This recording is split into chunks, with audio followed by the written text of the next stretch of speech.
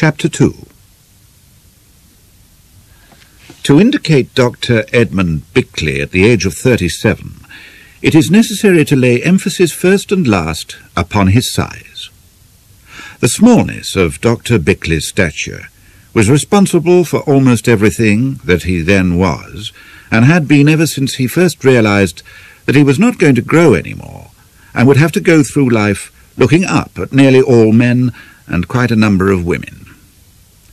His height was 5 feet 7 inches in his boots. Physical appearance plays a larger part in the formation of character than is always recognized.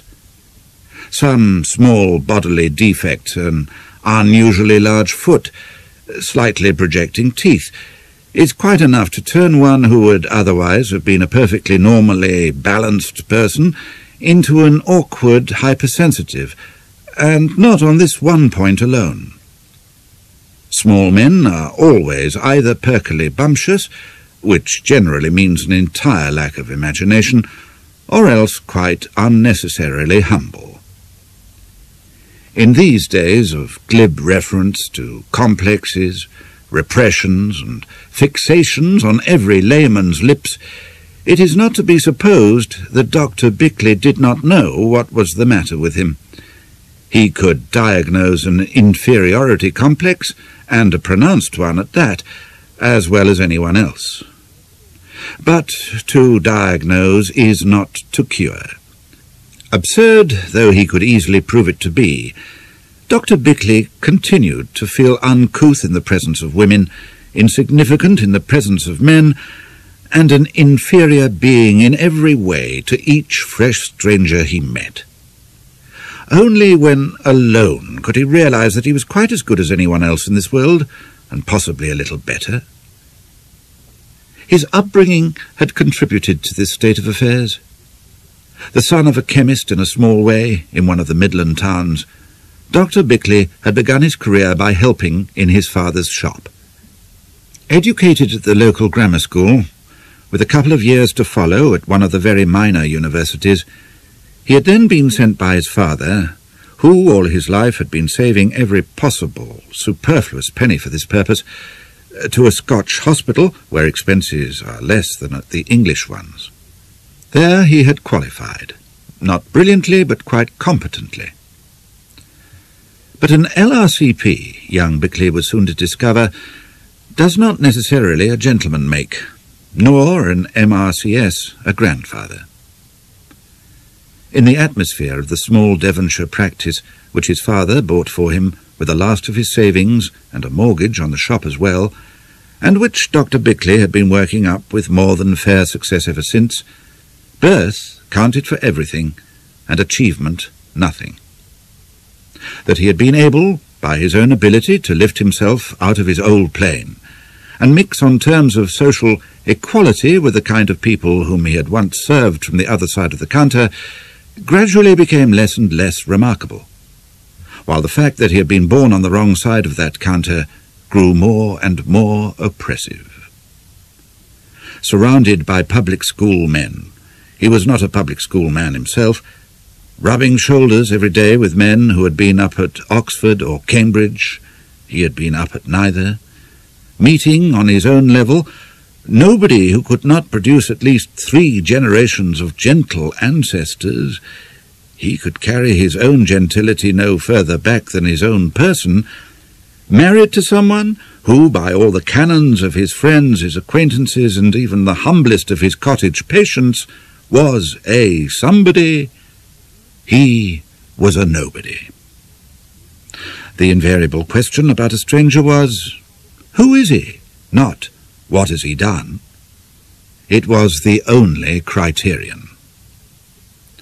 A man with the self-confidence born of physical largeness might have resisted this assumption, might have been driven towards a mental arrogance, or simply have laughed at it, according to his possession or not of a sense of humour. Dr. Bickleigh inevitably came to accept it. His father, whose vehemence in the opposite direction might have gone some little way to restore the balance, was dead now, and Dr. Bickleigh lived in continual dread that somebody who had known him and his position might appear in Wyvern's Cross and denounce his son. Even Julia Bickleigh supposed her husband to be at least the son of a doctor, and had never searched a medical directory of ancient date to disclose his perfidy. What stature and upbringing had begun, marriage perfected. To be informed, not openly indeed, but by unmistakable innuendo day in and day out for 10 years, and by someone who regards the fact almost as an axiom of existence that one is a worm, cannot but make a person, inclined already to attach more weight to the opinions of others than his own, come in time to believe in the idea as firmly as its expositor. Dr. Bickleigh's reactions to his wormhood were perfectly normal. He accepted it as one accepts a scar on the face. It was a pity, but there it was, and it could not be helped. He was not in the least morbid about it. He knew he was popular in the neighbourhood, for instance, worm or no worm, and that pleased him very much. For like all of us, however superior we may pretend to be about it, he liked to be liked by the people he liked, and he did like most people. He remained more or less what he had always been, a cheerful soul, gregarious, ready to be amused by the simplest means, always willing to do anything for anybody at a moment's notice. With men he got on quite well. With women, to his own recurrent astonishment, better.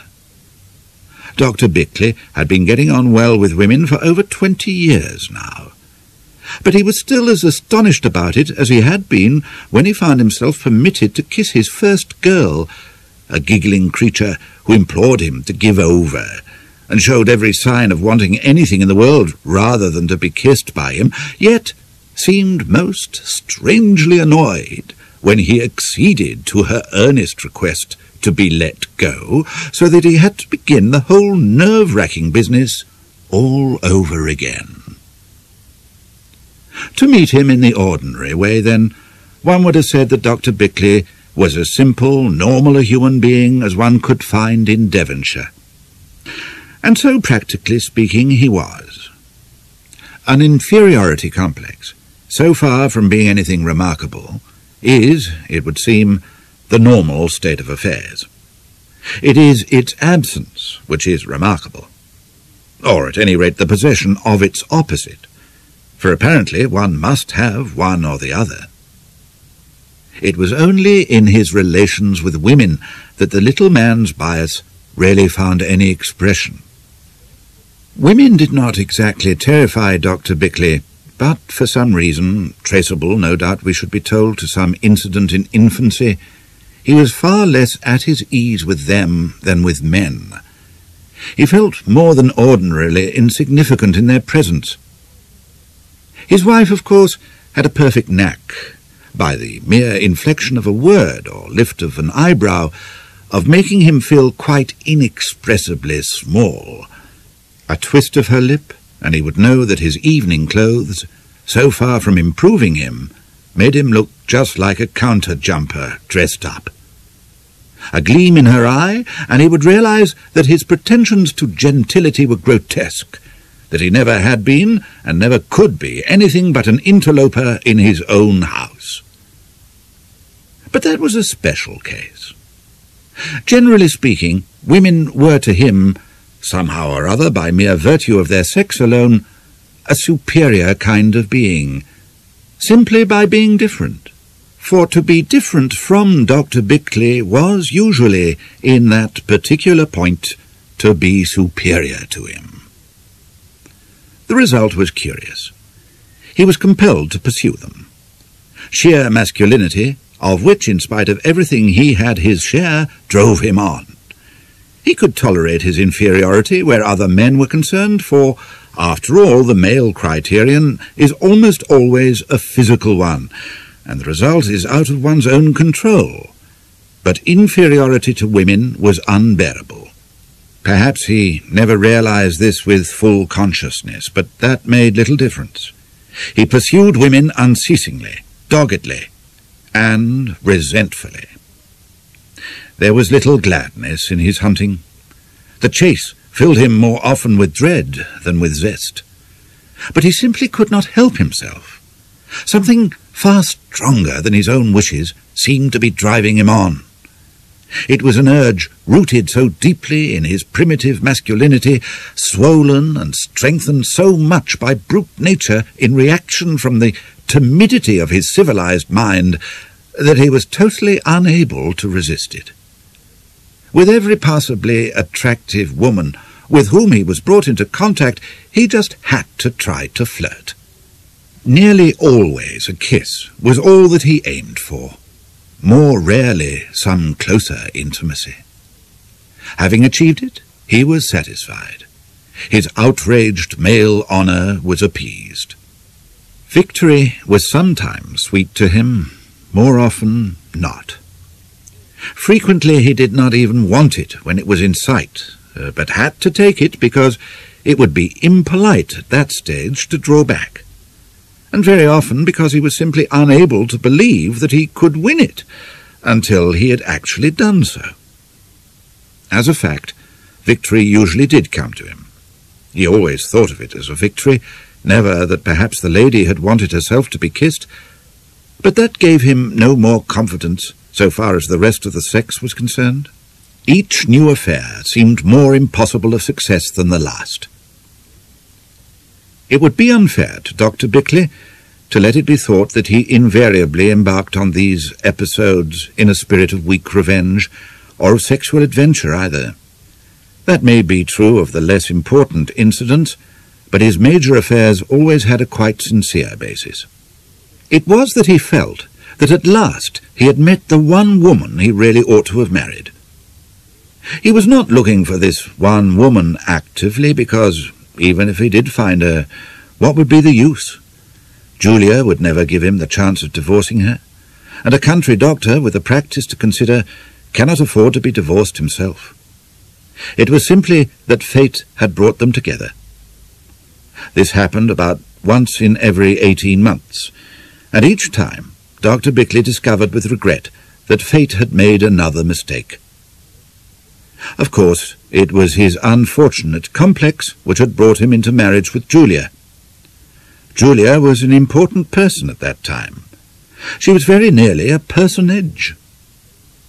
Dr. Bickleigh knew as well as he knew anything that she would never tolerate him in her father's house at all, except on professional terms. But she did. He knew she would never condescend to become his friend. But she did. It was inconceivable that she would ever tolerate a few terrified familiarities, but she did. He did not love her. She had no attraction in herself for him at all. He did not even like her much. But if he could actually aspire, he hardly dared even to formulate the thought in his own mind to marry her. Just aspire. Why, then it would be impossible that he could be an insignificant person at all. On the contrary, he would be highly significant. Of course, it was too ludicrous. Not for a moment would Julia even contemplate such a preposterous thing. But she did, and Dr. Bickleigh found himself even more insignificant than before. From the beginning, they had separate rooms. Julia was not disposed to be a dutiful wife, and Dr. Bickleigh did not particularly want her to be. Julia was the sort of person who would be dictatorial even in bed. So far as his wife was concerned, he had been sexually starved for the last 10 years, and a lot may be forgiven a man in such conditions as those, though not, needless to say, by the wife in question. Once again, then, even including his relations with women, Dr. Bickleigh was very little removed from the perfectly average man. The normal man's attitude towards women is far, far more complicated than those women ever suppose, or than theirs towards him. interlaced with totally conflicting likes and dislikes, self-contradictory, altogether much more illogical and irrational than anything of that kind which he has ever deplored in the women themselves. Dr. Bickleigh had a habit which he would have died rather than confess to another living soul. It was both as dear and as shameful to him as a monster child to its mother. He used to soothe himself into sleep each night with what he thought of as his visions. These were the most meticulous mental pictures of some situation of high importance, of which Dr. Bickleigh himself was the core and centre. He would roll over on his right side in his single bed, hitch the pillow under his shoulder, curl up a little more compactly in sheer luxury of bodily rest, and then think to himself, "Well now, what shall we do tonight? What about a little cricket?" And then, for 10 minutes, he would follow with his mind's eyes a series of little pictures showing Dr. Bickleigh being selected to play for England in the last Test match to decide the rubber. The papers indignantly asking, "Who is Edmund Bickleigh?" Australia going in first and making 637. England all out for 46. The follow-on and 9 wickets down for 32. Dr. Edmund Bickleigh last man in, followed by the hoots and jeers of the ignorant crowd. A terrific hit for 6, right over the pavilion at Lord's. My God, but this man can hit! Another and another, among the frantic cheering of that same crowd, the batting all that day and half the next, with a 6 every other ball, bagging the bowling all the time, the other man out at last. Edmund Bickleigh, 645, not out. My God, he's actually made more than the whole Australian 11. And then Australia's second innings, and their crack batsmen clean bowled, one after the other, by Edmund Bickleigh's unplayable off-breaks, till England, thanks entirely to Edmund Bickleigh, finally wins by the margin of 3 runs. Dr. Bickleigh, you have saved England! But by that time, Dr. Bickleigh would be comfortably and happily asleep. That was his favourite vision, though being summoned to Buckingham Palace ran it close. "Your Majesty, there is only one man in the world who can perform this terrible operation on you with any hope at all, but if it is not performed, you will certainly die." "And who is that, Sir Godfrey?" "A brilliant surgeon called Edmund Bickleigh, Your Majesty.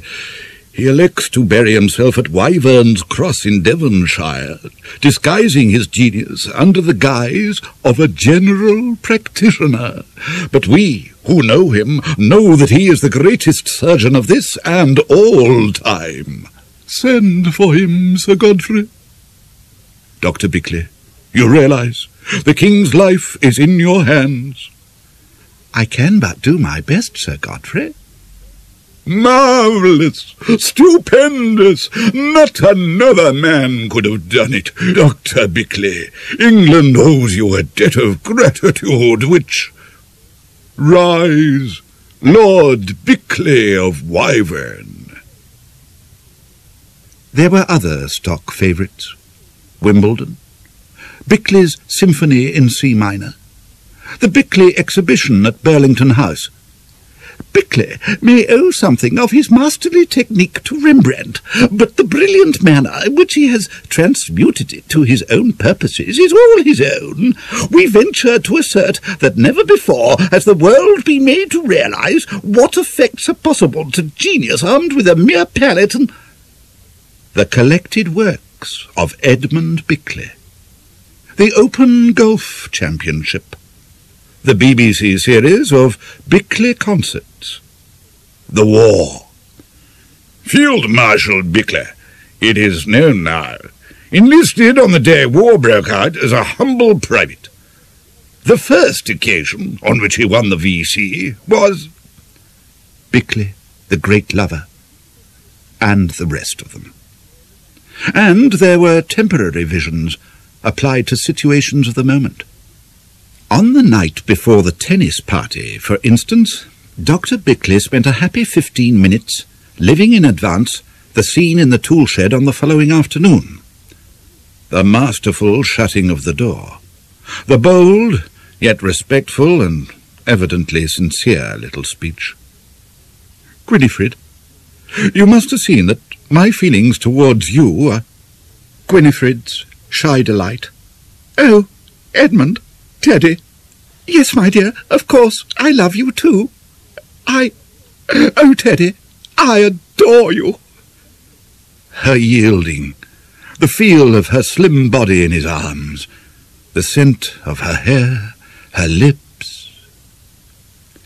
That was the last time this particular vision was enjoyed. Dr. Bickleigh never pursued an affair over an initial rebuff. The affair of Gwynifred Rattery ended with its beginning in a violent revulsion.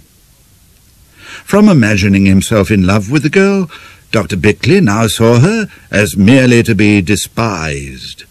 Not hated. She was not worth that. To the suggestion that Gwynifred might have despised him first, his eyes were firmly shut. Even to himself, he refused to admit the possibility of lacerated pride. To do so would have been to rub salt into the already smarting wound, and anointed his hurt with the ointment of contempt. The girl was a fool, just a fool. To have credited such a feminine clod with the finer perceptions was now merely amusing. Oh, it was very obvious that Gwynifred was certainly not the girl he should have married. Even Julia, well, Julia had sense, at any rate. Come between husband and wife, for a kiss indeed, the conceit of the girl. As if a kiss of Gwynifred's was so... But the sequel remained. Dr. Bickleigh definitely longed for his wife to be dead. On the night of the tennis party, a new vision was inaugurated. He saw his life without Julia. The freedom, the expansion, the regained self-respect, the losing of that continual dread of what she might say in front of other people, the incredible peace. It kept him awake for over 2 hours. The next night he did the same, and the next. Gradually, life without Julia edged its way into the stock visions. Within a few weeks the details were complete. Julia taken ill. Julia sinking under some malignant disease. Julia on her deathbed. Julia apologizing with her last breaths for the hard, cruel woman she had been. Julia dead. Julia's funeral. The house without Julia. The garden without Julia. Life without Julia. For nights and nights he did not play cricket once. Dr. Bickleigh had a great respect for Mr. Torr. Mr. Torr had not married for position. He had that himself, and plenty of it. He had married for money.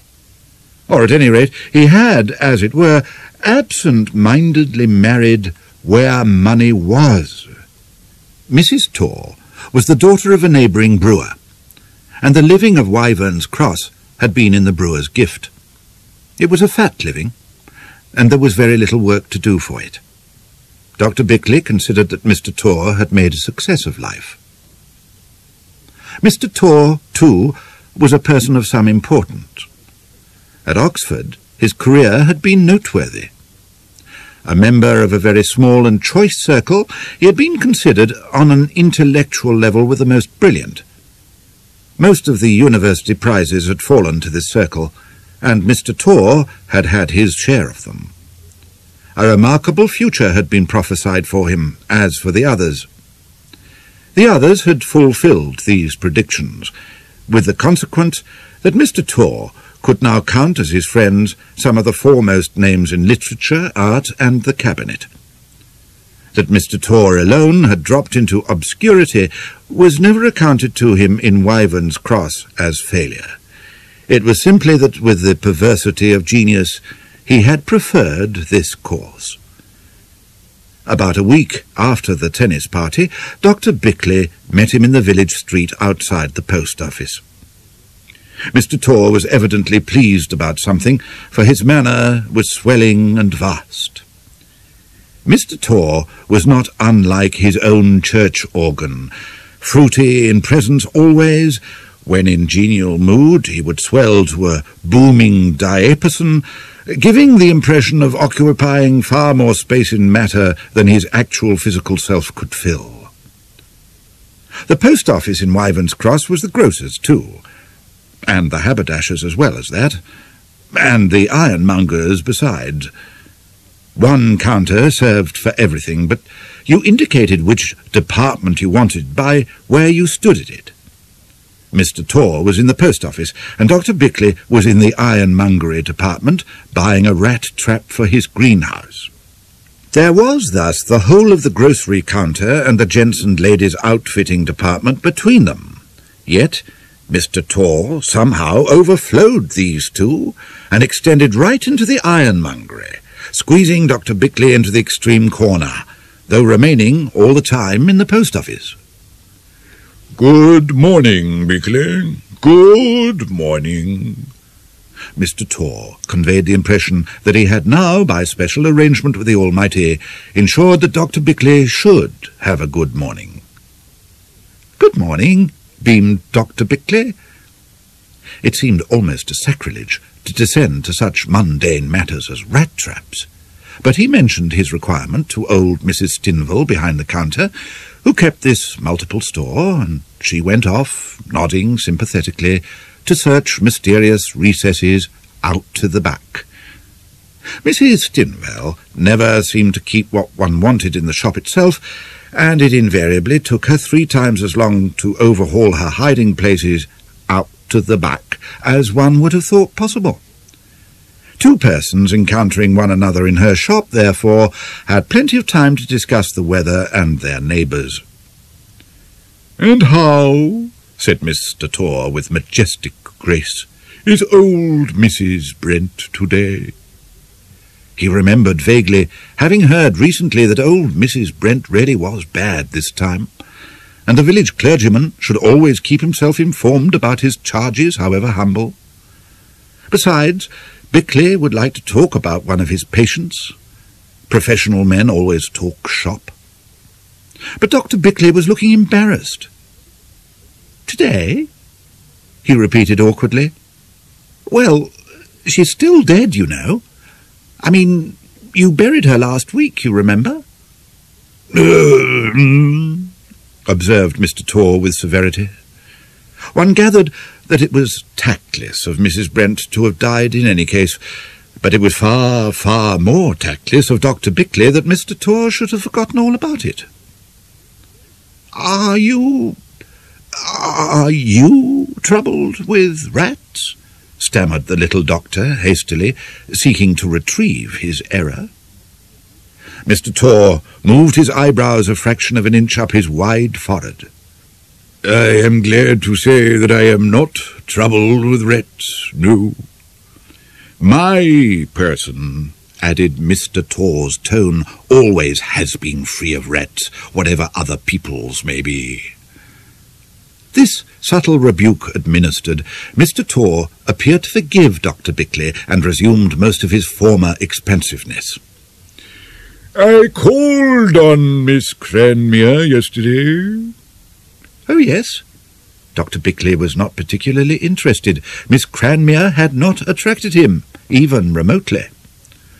"A most refreshing young woman, I am glad to be able to say. Most refreshing." Refreshing? It was not the kind of epithet which Dr. Bickleigh himself would have applied. In comparison with the usual young woman of today. "Oh, I see, yes," said Dr. Bickleigh, and could not help thinking of Quarnion. He had an uneasy feeling that Mr. Torr was doing the same. But Mr. Torr was not. His voice took on a positively vox humana tone. "She promised me £100 for our restoration fund," he said plummily. £100? £100. Offered it, no less. Naturally, one would not introduce the subject on a first call. She herself had admired our church and noticed the scaffolding on the west front. A most observant young woman. I feel, said Mr. Torr, after communing with his soul for a moment, that she will be in every way a credit to us. Or, in other words, gathered Dr. Bickleigh, who had heard all about his wife's misgivings on the subject, that all objections to Miss Cranmere's living alone at the Hall had now been withdrawn on the part of Mr. Torr. To do Mr. Torr justice, Miss Cranmere must unwittingly have hit on the one means of effecting this. The church really was close to his heart, and to endow the one was to soften the other. It was of the early Norman period, with a genuine Saxon crypt, and, except for one perpendicular window in the west end, all that showed above ground was homogeneous in style. His church was the only part of his responsibilities which the Reverend Hessery Torr took really seriously, and he contributed freely to its needs from his own wife's purse. Dr. Bickleigh went back to Fairlawn with his rat trap. £100 to restore a bit of mouldering stonework, while he and Julia could not afford a new tennis net. Yes, undoubtedly the Reverend Torr had chosen the wiser policy. Well, all one could hope was that the woman's health was bad. It looked as if it might be, with that sallow complexion and those hollows under her eyes. She would be almost certain to make him her regular medical attendant, and she ought to be good for some very nice, fat little bills. But £100? 10 would have been ample. It seemed as if the woman's health might be bad. Only the next day, Dr. Bickleigh received a summons to the Hall. He wound up his ancient jowet and trundled off with high hopes. Dr. Bickleigh had never been inside the Hall before. Its late owner, Colonel Swincombe, had never sent for him, in spite of the knowledge, fitly inserted into that retired warrior's mind on the only occasion when the two men had ever met, 1 year at the Merchester tennis tournament, that Julia was a Crewe Stanton. He had his own doctor in Merchester. Now Dr. Bickleigh entered the old house with interest. It made him catch his breath a little. His visions of Bickleigh, the supreme artist, were not without some excuse in fact. He did try to sketch a little, in such leisure as he could spare from his roses, and he had a genuine feeling for beauty. Old and mellow beauty particularly. The Hall was old and mellow enough, and beautiful enough too. A perfect piece of late Tudor work, peach-red, gabled, with twisted chimneys and lattice windows, not large, but quite unspoiled by any heavy-handed Georgian restorers. Inside there were broad, cool rooms with low timbered ceilings, beams, wide-open fireplaces, darkly gleaming panelled walls, and carved over-mantels with both the Tudor boss and the Jacobean lozenge, which Dr. Bickleigh thought most interesting and unusual. Madeleine Cranmere met him in the hall and showed him over the ground floor herself. She appeared delighted to listen to his rapturous enthusiasm, and consulted him on a few points as if he were an expert in the period. He was not, but he knew enough about it to be able to advise her roughly, and was far too flattered by the earnest way in which she listened to gather that, Actually, she knew a good deal more about the points in question than he did. The matter of her health only arose perfunctorily, and was dismissed in a couple of moments. She was inclined to suffer from nervous headaches. Could he let her have something to take for them? He promised to make up a prescription for her. They had tea out on the lawn, under a big cedar. Dr. Bickleigh had other visits to pay, and barely time to get them all in before his surgery at 6 o'clock. But Madeleine seemed so anxious for him to stay that he had little choice. She admitted to him, with her grave, rather serious smile, that already she was finding life there a little lonely. At tea they talked about art. It was remarkable how they seemed to agree in condemning the moderns, tolerating the Georgians, and reverencing only the great men of the 16th and 17th centuries. They agreed, too, that their attitude was not conventional, but based simply on an appreciation of real painting. It was difficult for Dr. Bickleigh to realize that Miss Cranmere really was so young. She seemed to possess the sense and mature judgment of a woman of 30. From art they passed to other topics, and on each it appeared that their views were identical. It became quite interesting to try to find some point of difference, and most amusing when not a single one could be discovered. Dr. Bickleigh was delighted. For the first time in his life, apparently, he had come into contact with someone whose mind was in complete sympathy with his own. Expanding, he ventured to hint as much, and his delight grew when his companion confessed that for her, too, it was a rare joy to be able to exchange intelligent conversation with another person. Most girls of her own age, in Miss Cranmere's opinion, seemed to have developed no further from what they had been at 12 years old, while the young men were even worse. Didn't Dr. Bickleigh agree? Dr. Bickleigh, thinking of Gwynifred Rattery, opined that the girls were even worse than the young men. Yes, on the whole, Miss Cranmere thought they were. What pleased Dr. Bickleigh most was the deference which she paid to his ideas. She seemed to hang on to his words, nodding gravely her agreement, her big grey eyes alight with intelligent interest. He noticed that when she smiled, the corners of these wrinkled up in a way he found pleasant to watch. He began to try to make her smile more often, for she did not do so very much, and was gratified to find himself able to do so. Not that he was able to reverse his first impression and pronounce her pretty.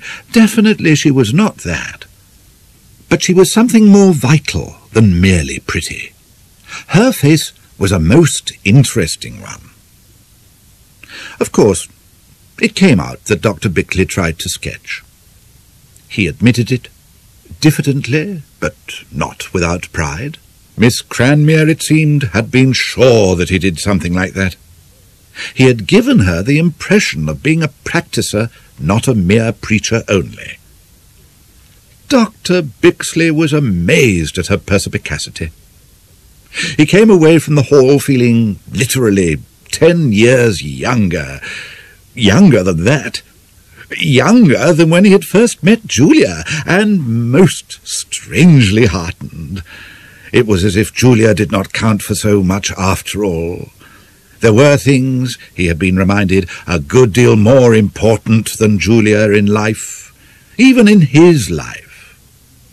As the Jowett rumbled back to Wyvern's Cross, he took stock of his feelings and this new exhilaration that possessed him. Oh, no, he decided, I'm not in love with her. I never could be in love with her. She never could attract me in that way at all, and I must never try to flirt with her. That would spoil everything. Whatever happens, even if she gives me the opportunity, which of course she wouldn't, I must never flirt with her. He hummed a little song.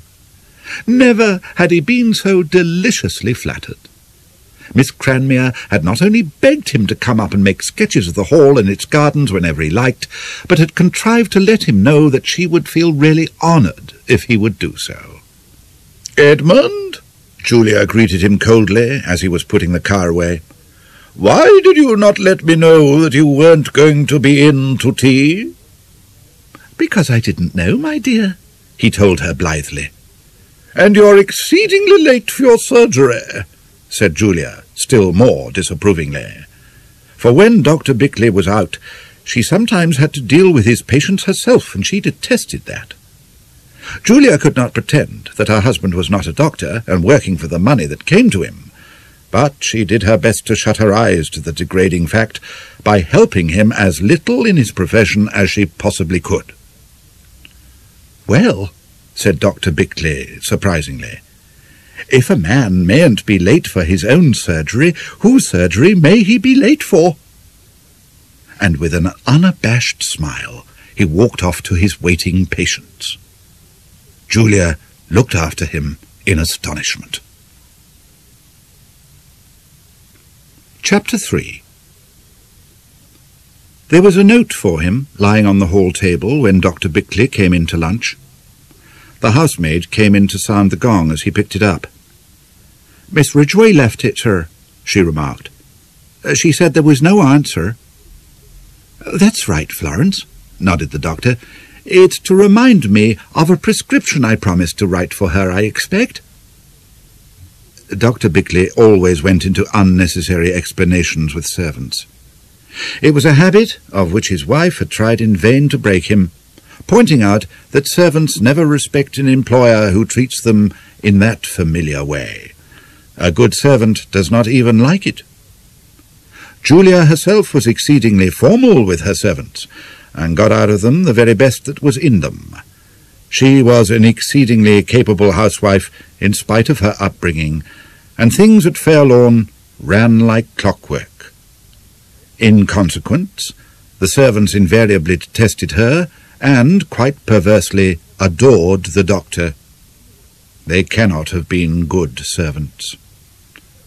"Oh, yes, sir," beamed Florence, and beat a subdued tattoo on the gong so as not to distract her master's reading of the note. "Yes, just what I expected," he said with a little smile, and crammed the note in his pocket. "Lunch ready, Florence? I must just wash my hands." With the lavatory door locked, he read the note again. "My darling Teddy, what is the matter? Why haven't you written or anything? I waited for you the last 3 Wednesdays, but you never came. I haven't seen you for nearly 3 weeks, ever since that tennis party at your house, and then you hardly spoke to me the whole afternoon. Are you cross with me about something? I must see you this afternoon. I shall be at the cave at 3 p.m. You must come, Teddy. Your own Ivy." "Damn," said Dr. Bickleigh mournfully, and went into lunch. At 10 minutes past 3, after a quick glance up and down the road, he was steering the Jowett through the narrow entrance to the quarry. It was an ideal meeting place for lovers. Ivy had discovered it, exploring one day on her bicycle an old stone quarry, disused these 50 years, its rock-hewn sides covered now with young trees that almost met overhead across its narrow breadth, its flat, rocky floor most accommodating to a car. One came on it quite unexpectedly, through an almost overgrown opening in the rocky wall that bordered one side of the road, and nobody seemed to know anything about it. About 6 miles from Wyvern's Cross, far enough to be discreet but easily reached by the Jowett and Ivy's bicycle, it had been hailed by both of them as the perfect trysting place. And when Dr. Bickleigh, scrambling about the uneven sides to the accompaniment of Ivy's terrified expostulations from below, had come across the hidden entrance to the cave, penetrated inside, and discovered an old working driven straight into the face of the rock, perfection had been surpassed. The cave was about 12 feet above the rock floor, easy enough to reach once a few bushes had been pulled out of the way, and slabs of stone lodged here and there to form a rude staircase. Inside, it was about 8 feet wide by perhaps 15 deep, and just high enough for the two to be able to stand upright without knocking their heads. They were enraptured with it. The game of cave dwellers was inaugurated on the spot, and both set to playing it like the children they felt. The cave was furnished with a half-dressed block of stone for a table, a couple of others for chairs, and armfuls of sweet-smelling bracken for a divan at the farther end. Ivy even went so far as to grow her bobbed hair from that minute, for no cave-dwelling woman is correct without long hair. With the discovery of a hollow clump of undergrowth on the rocky floor below, where the car could be stowed invisibly, the place was complete. That had been last summer, and the two had met there every afternoon till the winter, and again in the spring. But only for a short time in the spring. After that, Dr. Bickleigh had unfortunately found himself so busy this year that he had been unable to come regularly every week. He had now, in fact, been unable to come once during the previous 2 months, ever since he had realized the possibilities of Gwynifred Rattery. Ivy was waiting for him.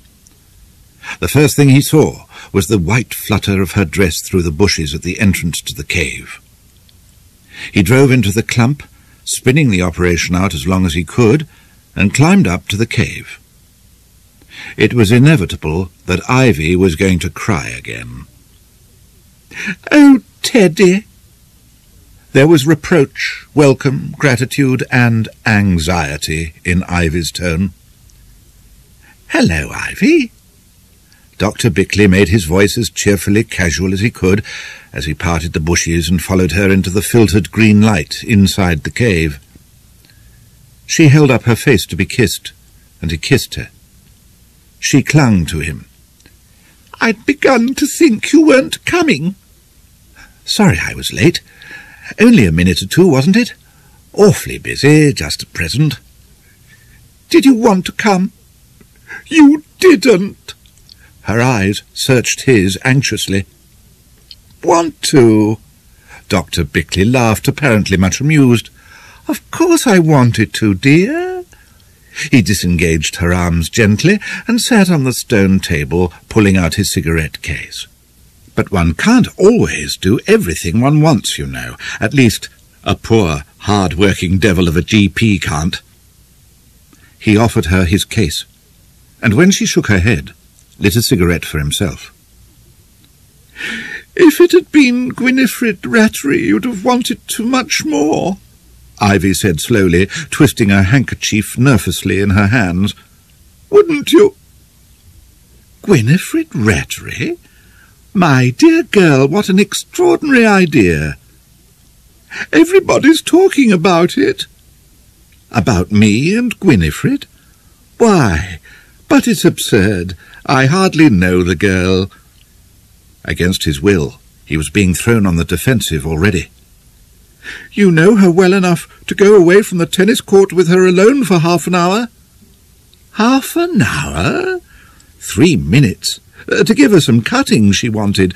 Don't be so absurd, Ivy." "I wasn't the only one to notice it," she persisted. "Quani and Tor did too, and Dennyborn. They were laughing about it, even Julia. You saw how she spoke to you afterwards." "It's ridiculous. Just because a lot of gossiping girls... And that conceited young ass Denny..."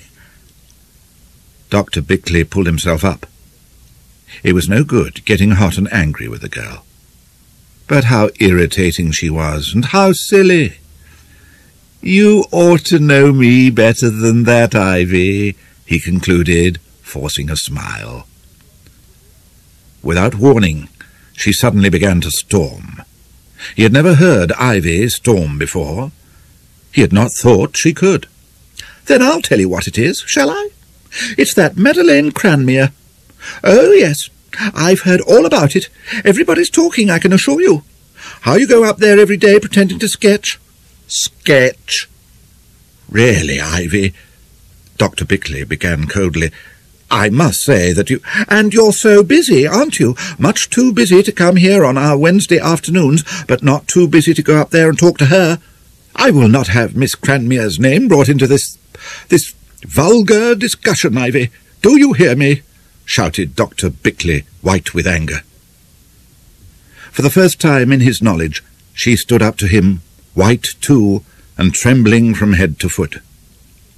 Yes, you will, because I'm going to bring it in. If you can't see through her yourself, it's time somebody told you. I hate her, with her great big eyes and that solemn face of hers. She's deceitful, that's what she is. I wouldn't trust her an inch. She's playing with you, that's all. Just amusing herself and laughing at you behind your back. I expect she's a... Stop! Dr. Bickleigh's face was so twisted with anger that Ivy did stop, nervously retreating before him, till she was standing in the very entrance to the cave.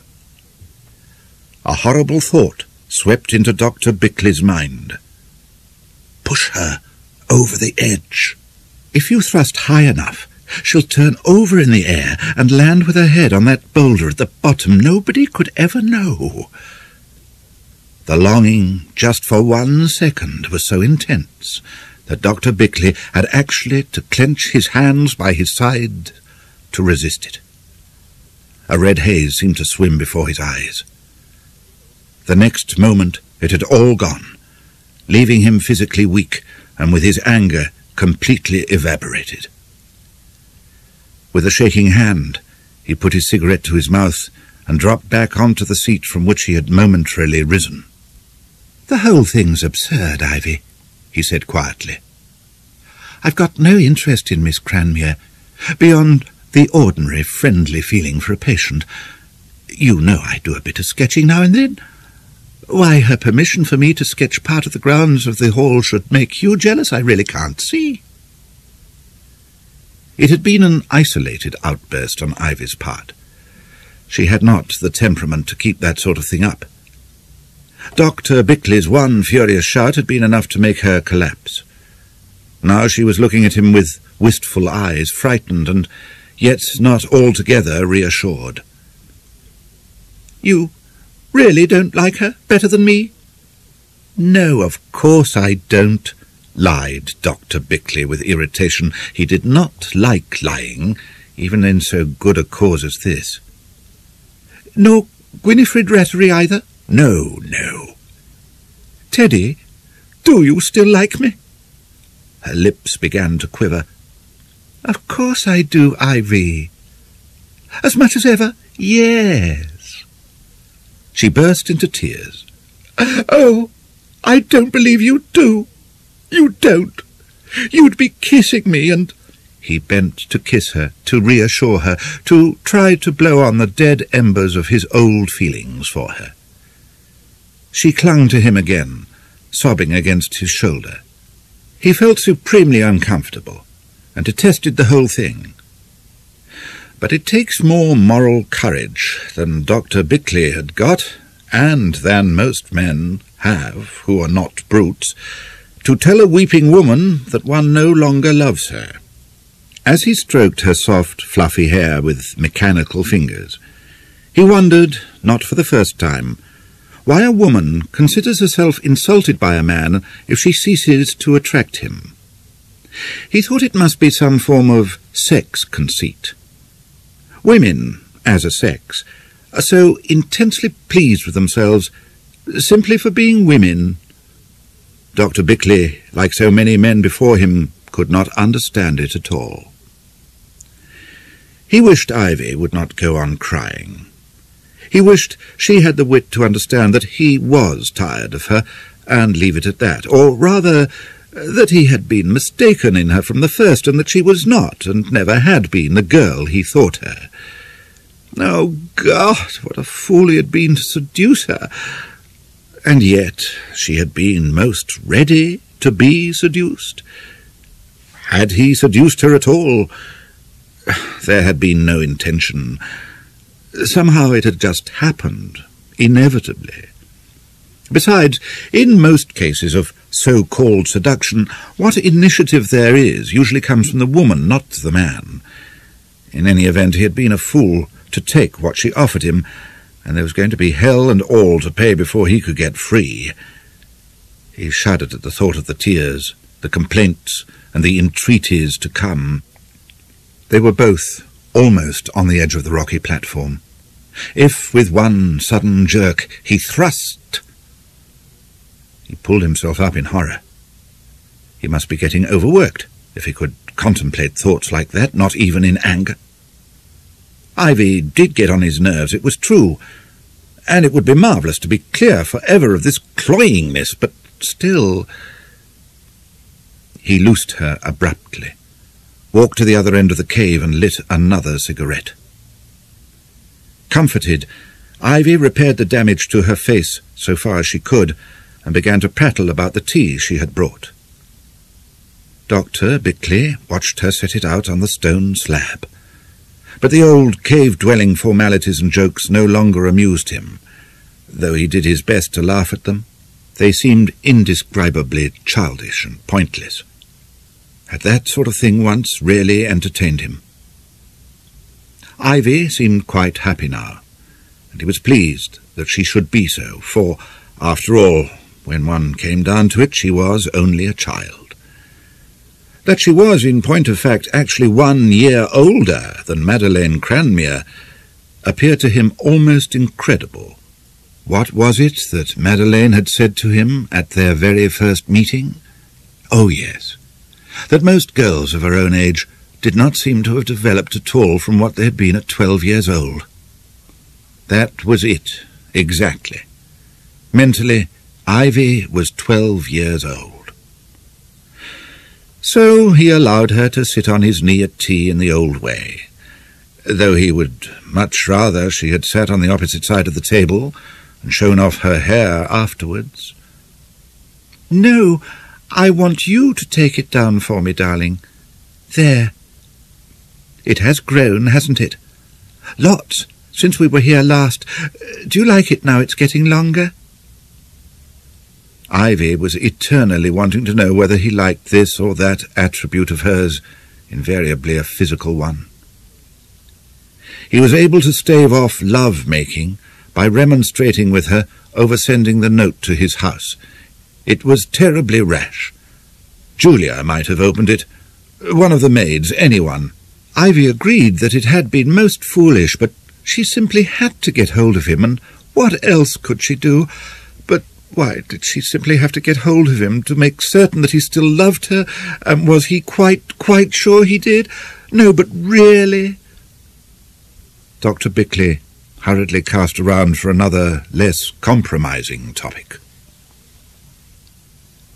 Perched on his knee, Ivy tried too to rouse his jealousy.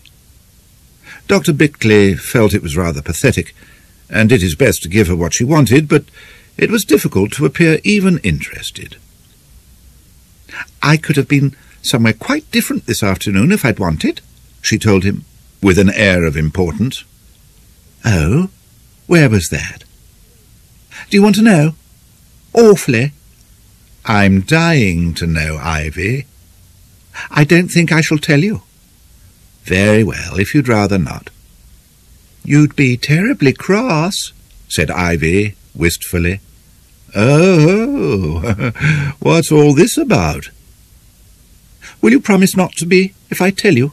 Ivy asked, brightening. "That depends. Anyhow, you've certainly got to tell me." "Well, it's early closing day in Merchester, you know." "Yes?" "And somebody asked me to go out for a car ride with him this afternoon." "Somebody in Merchester?" "Somebody who works there." "I nearly went, Teddy." "Who?" "Oh, I couldn't tell you that. But I do believe he rather likes me." After being pressed, as she evidently wanted, she told him that it was Mr. Chatford. Dr. Bickleigh was not surprised. He had noticed how Chatford monopolized Ivy at tea at the tennis party, and had secretly rejoiced. "Oh, he's a very good fellow, Chatford," he said warmly. "Aren't you jealous?" said Ivy in dismay, naively giving the whole thing away. Dr. Bickleigh did his best to give an imitation of a man suffering agonies of jealousy. "Does he want to marry you?" he added, with careful nonchalance. Ivy tossed her head. "Let him ask me first, and see what he gets. Aren't you going to have another of these rock cakes, darling? I made them myself, I did, truly." "You might do worse, Ivy," Dr. Bickleigh said slowly. You don't want me to?" exclaimed Ivy. Oh, Teddy!" Her mouth began to tremble again. "Want you to? Good gracious, no," said Dr. Bickleigh hastily.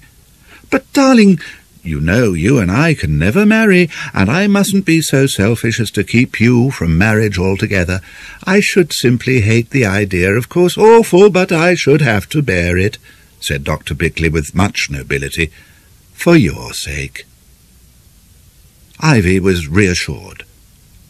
"I shall never marry anyone if I can't marry you, dear, dear Teddy," she said. But Dr. Bickleigh knew that the idea of Chatford had been planted in her mind. He could only hope fervently that it would fruit. He kissed her gently. But when, tea over, Ivy began to kiss him more intently and show signs of shy amorousness, Dr. Bickleigh pleaded a round of urgent visits and made his escape. The sight of her, as he left her in the entrance to the cave, with trembling lips that she tried to hide, and an intensity of pleading in her blue eyes which she dared not annoy him by putting into words, made him feel acutely uncomfortable, and stayed with him all the way home. But the panic-stricken longing for flight was on him, and he could not have more pity on her than on himself. When he came to think about it afterwards, he realized that for perhaps the first time in his life he had refused something that a woman was offering him. But why his friendship with Madeleine Cranmere should cause him to fly in panic from the advances of Ivy, he was not clear, though quite certain that this was the reason he had done so. Because, definitely, he was not going to flirt with Madeleine, ever. But Ivy... Madeleine Cranmere's loneliness did not last long. Within a week of Dr. Bickleigh's first visit to her, she was definitely in the whirl of social life in Wyvern's Cross. The Tors took her up first of all, led by Mr. Tor in full bay. The Bournes, the Ratterys, the Ridgways, in spite of Ivy. Miss Wopsworthy and Miss Peavy followed as a matter of course. Even Mrs. Hatton Hampstead. Mrs. Hatton Hampstead of Squares, the Honourable Mrs. Hatton Hampstead, who acted as hostess occasionally for her brother, Lord Cornwood, to the Prince of Wales himself. Mrs. Hatton Hampstead, whose father, nay, Bert Tigley, had acquired so many worsted spinning mills during the war that the government had to make him a peer in sheer self-preservation. Even Mrs. Hatton Hampstead, having met Mr. Tor in the village one evening during one of her brief and rare visits to Squares, left a card at the hall afterwards, a quite unprecedented honour. Dr. Bickleigh had availed himself of the invitation to sketch in the grounds of the hall, though he had not found it necessary to say as much to Julia. During the 3 weeks that followed his first call, he went up to do so on no less than 4 occasions. On the first 3 of these, his young hostess was there to welcome him, and somehow or other no sketching got done. The 4th time he was unlucky and had nothing to do but sketch. Apart from that, he saw her several times elsewhere, at tennis at the Tors and the Bournes, and when she came to return Julia's call, having casually mentioned to him the day before that she would be coming on the next one. They greeted one another now as old friends. Ivy's reference to Madeleine as deceitful amazed Dr. Bickleigh. Even after making all allowance for jealousy, the slander was so preposterous. There were things that a jealous girl might have called her, no doubt, with a possible substratum of truth, Solemn, too old for her years, dull, to those without intelligences of their own, even on some days plain, and, quite truthfully, dowdy. But deceitful. If ever there was a limpid clarity of mind and intention, it belonged to Madeleine Cranmere. Dr. Bickleigh had seen that from the first, and so had everyone else who really counted. Mr. Torr, the Davies, even Julia herself. As for the Davies, whose judgment Dr. Bickleigh respected more than anyone else's, Peter was so loud in Miss Cranmere's praises that his wife had pretended to tease him about the jealousy she was beginning to feel. And the very next time Dr. Bickleigh had gone up to the hall to do his sketching, there was Peter Davy, sitting with Madeleine under the cedar, and no Mary on the premises at all. The three had a merry little tea-party.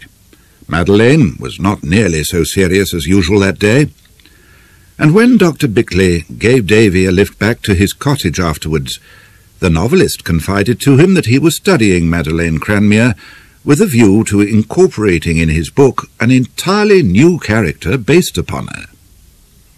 Both men agreed with enthusiasm that they had never met a girl they liked better, nor one more entirely unspoilt by money and attentions. And Peter Davy pointed out how refreshing it was to have contact with a woman to whom sex was not the predominant thing in life. In fact, if one is to make any criticism of her at all, suggested the little doctor, diffident in the presence of an expert, it might be that— "Oh, she's not perfect," put in Peter Davy, who had an unfortunate habit of interrupting in mid-sentence, as if his own ideas bubbled up so spontaneously that they had to burst in speech without waiting an instant. "Nobody's that, however they may strike us at first sight." "No, exactly. But what I meant was, one of her faults is that she is sexless. Don't you think so?" Peter Davy sucked at his pipe for a moment, while his companion cautiously rounded a blind corner in the narrow lane they were following. "No, I don't. I think, given the right man, she has very great capabilities of passion, but her nervous system's very delicately balanced. Crude handling, an initiation not entirely sympathetic, might destroy her capabilities for good and all. It's got to be the one right man." Dr. Bickleigh preserved an astonished silence.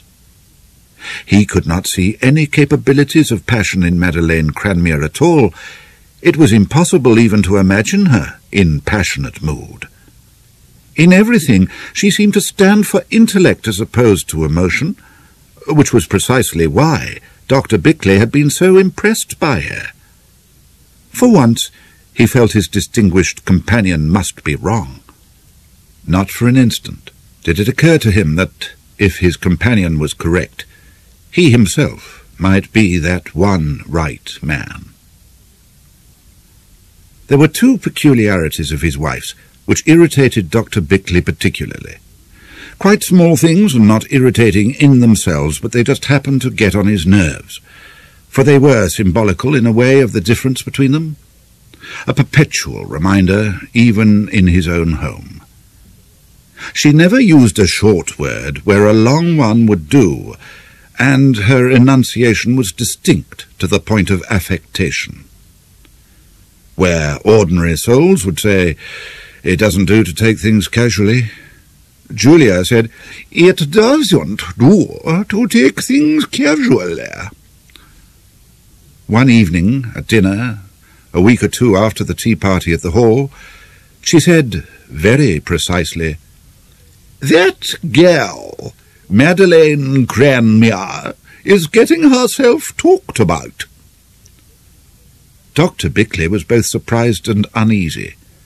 Surprised because Julia never took part in any of the local gossip, neither repeating nor even listening to it, and uneasy for obvious reasons. "Really?" he said cautiously, and waited. Julia produced another irritating trick of hers and said nothing more. Dr. Bickleigh had to put out a feeler. The people round here would talk about anyone. Julia looked at him so meaningly that Dr. Bickleigh shuffled in his seat and bent his attention most earnestly on his cheese pudding. Her implication was quite obvious. Normally, Julia made no reference at all to her husband's desultory affairs, but he was always in doubt whether she knew anything about the current one or not. But her silence was a relief, though she conveyed the impression at the same time that they were so utterly vulgar as to be beneath her notice. This time, however, there was a meaning edge to her voice. She condescended to amplify somewhat surprisingly. Though no doubt Mr. Davy would expect a little more licence than the rest of us, so far as the normal conventions go. Julia's tone added that in that event she would not be prepared to grant it to him. Dr. Bickleigh was so relieved that he was able to be indignant. You don't mean to say they're talking about Miss Cranmere and Davy, Julia? I understand that is so. Then it's abominable. Of all the people in the world who... Good Lord, what a set of filthy-minded beasts.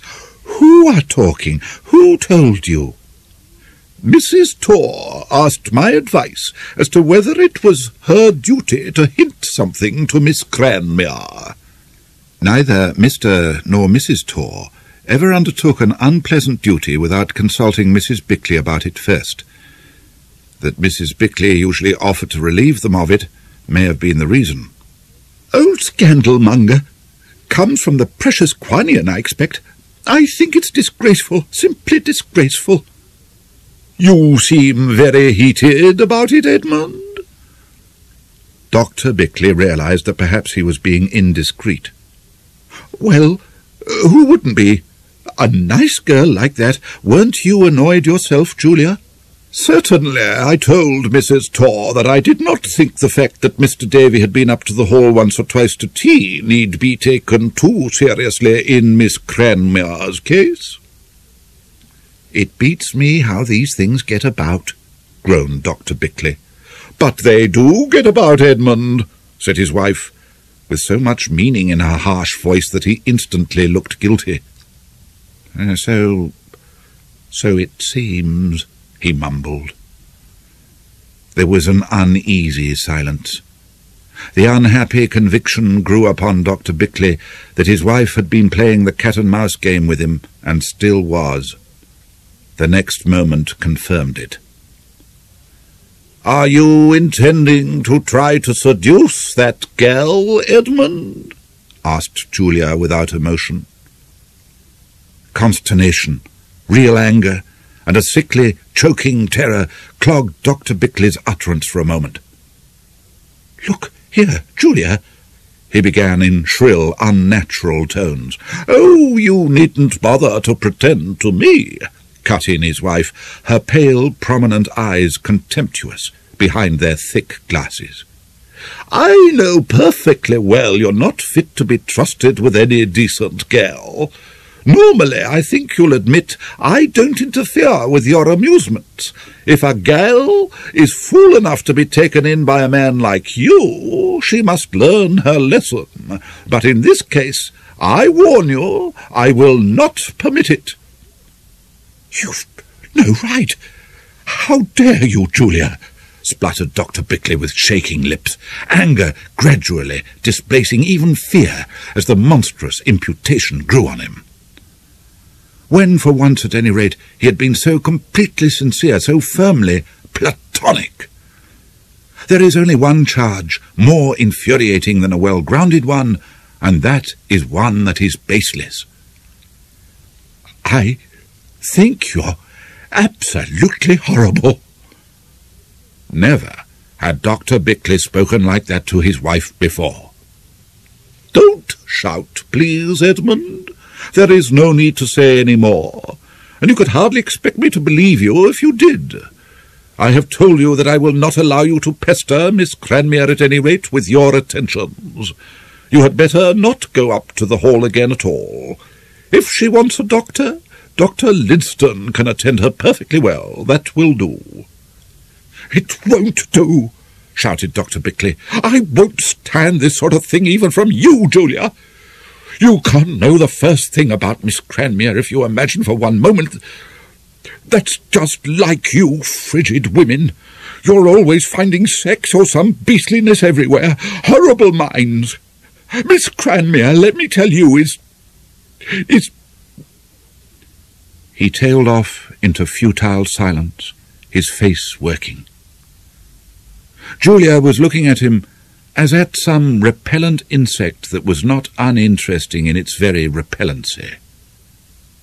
"Edmund, do you imagine yourself in love with this girl?"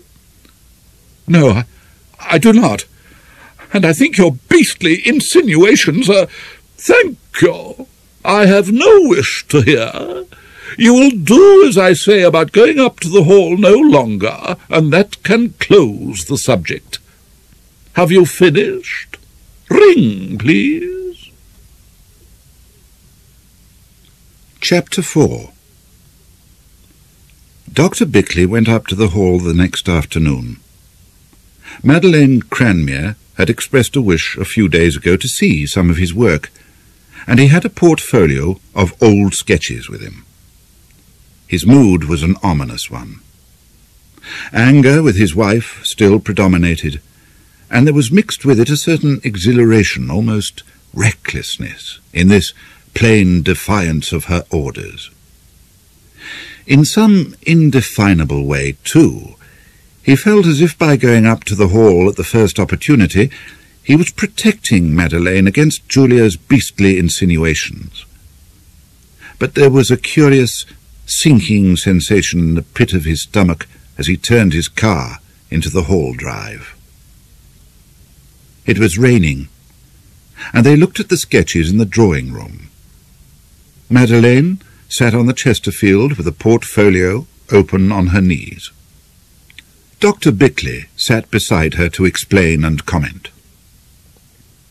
They turned through several dozen mementos of past holidays and scenes around Wyvern's Cross. Madeleine was sparing enough with her praise to make it of real value when she did bestow it. At the end of the collection there were perhaps half a dozen heads, attempts at portraits, imaginary faces. Madeleine examined these with a closer attention. "You've got a feeling for portraiture," she pronounced, looking at him with her enormous grey eyes. "Do you really think so?" beamed the doctor. "It's what I like best, of course." Miss Cranmere sighed. "It's a wonderful gift. I think I'd rather possess it than any other." Her tone implied that Dr. Bickleigh did possess it. "Oh, but I'm only a dabbler. I can tell you, Miss Cranmere, if I do get a likeness, I'm as pleased as Punch about it." "It must be terribly difficult." She regarded him somberly, as if mourning over the terrible difficulties of the portraitist. "But all these are likenesses. One can feel it somehow. This one, for instance." She picked up a charcoal drawing of a young girl's head in profile. How beautiful she must have been. Dr. Bickleigh looked a little uncomfortable. "Well, as a matter of fact, I sketched that out of my head. No model." But Miss Cranmere was not at a loss. "That's exactly what I mean. There's vividness in it that makes one feel it must be like someone, just its vitality. If it isn't, that makes it all the more remarkable. You see what I mean?" she added earnestly. Yes, of course," at once replied the doctor, who didn't. "Very kind of you to say so." "You want more practice," the girl said, turning through the sketches again. "That's obvious. If only you could get more practice." "So terribly busy," lamented Dr. Bickleigh. They both looked exceedingly solemn, as befitted two people contemplating the frustration of possible genius. It was obvious that Miss Cranmere was thinking that if only more practice could have been had, the work of Dr. Bickleigh, R.A., on the line would now be a feature of each year's Royal Academy. Suddenly she smiled. She had a curious smile. Her mouth widened very slowly, as if stretched against its will and ready to snap back again at any moment like a piece of elastic. The rest of her face, except the corners of her eyes, remained immobile. It was a singularly unbeautiful smile, and gave little indication of real amusement. "Are you in a great hurry now, Dr. Bickleigh? You can stop to tea, can't you?" "Oh, that's very good of you. I should like to very much," said Dr. Bickleigh, who had had every intention of stopping to tea.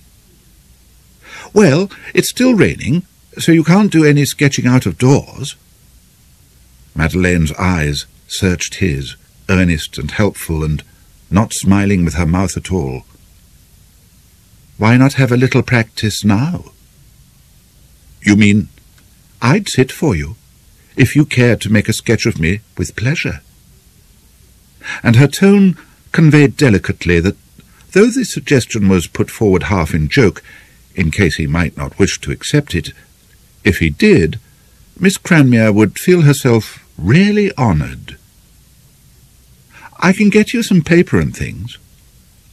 "You sketch yourself?" cried the doctor. Miss Cranmere shook her head. "I try occasionally, but I'm hopeless." While she was out of the room, Dr. Bickleigh thought, almost devoutly, how in all their conversation on art in general, and his art in particular, she had never said a single word about her own aspirations and accomplishments. Yes, a girl like this was to be met only once in a lifetime. Madeleine posed for him on the arm of a chair near the window. Consciously or unconsciously, her face had assumed its most ethereal expression. It was helped in this respect by the fact that she wore her sleek black hair parted in the middle, like a Madonna. Indeed, so spiritual did she look, that if Dr. Bickleigh could have caught only a fraction of the unearthliness of her expression, his picture might have been labelled "A Soul in Search of a Body." Her grey eyes loomed enormous in her face. Dr. Bickleigh thought rather breathlessly that he had never seen anything quite so wonderful. Only the fact that she dressed so badly struck a note that might be considered even faintly jarring. But this particular note no longer jarred on Dr. Bickleigh. That the uninteresting chiffon frock she was wearing only insulted its wearer by having cost so much money, and undeniably fitted in the wrong places, he accepted in conjunction with her Madonna-like appearance, and accounted to her for a virtue. Here, at any rate, was a girl to whom clothes were not a supreme interest. She treated them with the scorn which, when one could consider it on the right plane, mere coverings for the body undoubtedly deserved. Dr. Bickleigh was charmed by the way her frock bagged where its wearer did not. Their friendship grew amazingly. There is some bond between sitter and artist which makes both feel that they share in common all sorts of things which just can't be defined, but anyhow they do share them. The conversation had passed with easy inevitability from the general to the particular, and from the particular to the intimate. Without actually saying as much, Dr. Bickleigh had yet somehow informed Madeleine that he was acutely unhappy in his marriage, and Madeleine, equally without putting it into words, had conveyed both her knowledge of this fact and her deep sympathy with the sufferer. They exchanged other confidences, taking for granted, between two friends who now knew each other so well, that his wife did not understand the first thing about him, Dr. Bickleigh confessed sincerely, in response to Madeleine's adroit questioning, that always there had been a void in his life through lack of an understanding comrade, feminine gender, with whom he could share the thoughts and hopes that can be divulged to only one other person in the world, that he knew he was missing thereby one of the sweetest joys life can offer, and that he had practically given up as hopeless any expectation of filling that void. Whereupon Madeleine, radiating grave concern, had hinted without any questioning that she too had suffered through lack of just the same thing, that nobody in her family really understood her own delicately balanced mind, with its modest love of beauty and desire to find artistic self-expression, which was why she had been driven to living now quite alone. And what was the use of riches if one had no sympathetic soul with whom to share them? Each of them spoke with intense seriousness about themselves, about each other, and about life, and each had acknowledged with sober pleasure a kindred spirit in the other. "You have such a wonderfully understanding nature, Miss Cranmere," Dr. Bickleigh told her, much moved. "I think there are some people so in tune with one that one just understands them instinctively," returned Miss Cranmere, with a grave, understanding smile. Sensible of the growing pregnancy of the atmosphere, Dr. Bickleigh worked for a few minutes in silence. His heart swelled as he reflected how wonderful Madeleine was. If only he could have married a girl like her. But it was too late now. Besides, there could be no other girl like her. Madeleine Cranmere was unique. He felt senselessly apprehensive of what he did not quite know. Relations never remain stationary. His with Madeleine must either progress or recede. That they should recede was now unbearable, but that they should progress. The portrait, which he had been literally praying might be an astonishing success, was not going well. There was a likeness, but only a surface one. He had not been able to hint at that wonderful sympathy, to catch that look of unearthliness, that sober spirituality which seemed to characterize Madeleine. It was a flat thing. In a gust of petulant despair, he threw his charcoal into the empty fireplace. "It's no good," he burst out. "I can't get you. Not the real you." Madeleine did not smile encouragement, as an ordinary girl might have done. She looked at once as if all the burdens of artistic inachievement were upon her too. "May I see it?" "If you want to. But—" He moved away and stared out of the window, disgusted with his failure.